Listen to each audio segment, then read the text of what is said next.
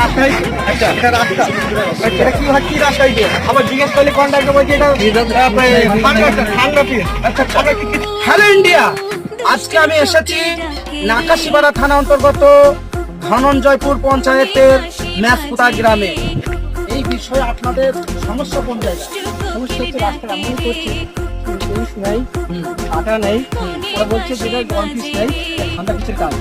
মানুষ ভোটা মারছে, মানুষের রাস্তায় হেঁটে যাচ্ছে, পায়ে উঠে চলে যাচ্ছে। দেখেন কি অবস্থা, কি অবস্থা দেখেন, দেখেন ভোটা হয়ে চলে যাচ্ছে। হ্যাঁ, এই রাস্তার কাজ কত কিলোমিটারের কাজ চলছে? 6 কিলোমিটার। 6 কিলোমিটার।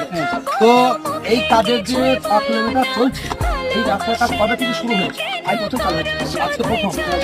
তো এই এলাকাবাসীর জনপ্রতিনিধি হিসাবে আপনি এই কাজের মূল্যায়ন কতটা ভালো কি খারাপ কি পাচ্ছেন? পুরোটাই কি খারাপ একটু দেখান। এই যে খারাপ,